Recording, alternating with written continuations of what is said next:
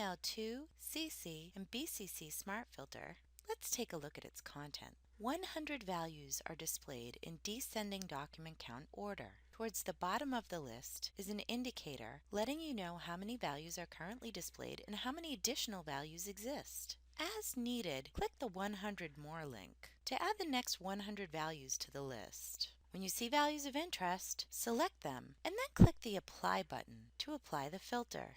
The results list updates to display only those documents that match the applied filter criteria. The Current Criteria panel displays the applied filter. Go ahead and expand the panel by clicking the small up arrow on the right-hand side. Here you can see the applied filter. Let's clear our applied filter. We can use the X in the Current Criteria panel or click New in the Search panel header. Now let's collapse our Current Criteria panel and click back on the Email category and open our Email 2 CC BCC Smart Filter.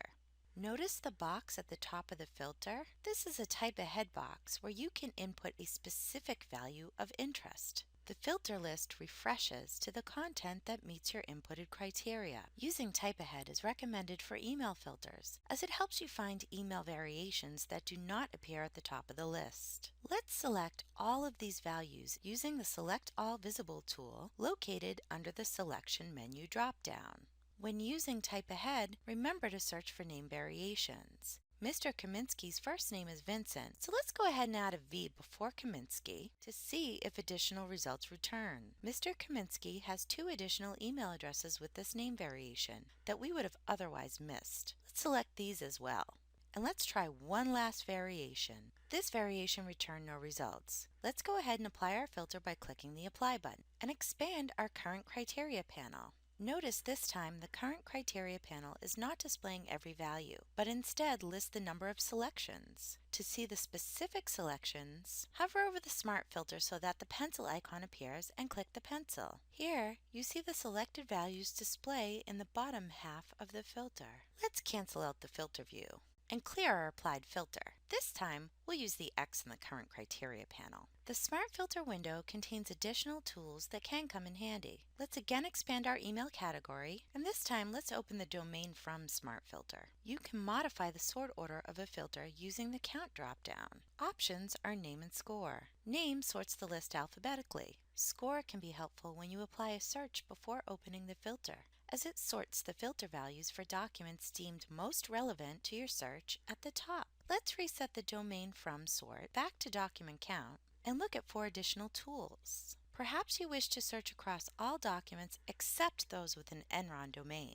Use Type Ahead to input Enron, select All Visible using the Selections menu, and then click the Exclude toggle.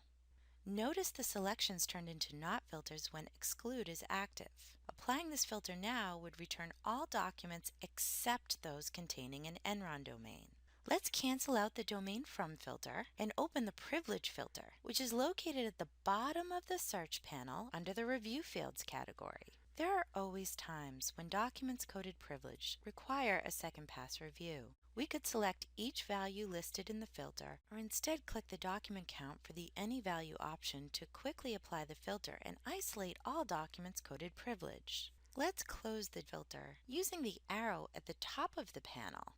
And now open the MIME type filter, which is located under Document Properties. MIME type stores the true file extension for electronic documents as determined during ingestion when the Recommind software analyzes the file header information. Let's select Excel files and then open the Selection menu to look at 2 additional tools, Deselect All and Toggle. Toggle reverses your selections, that is, it deselects the selected values and selects all other visible values. Deselect All removes all visible selections. The key point to remember when using these tools is that only the visible values are affected.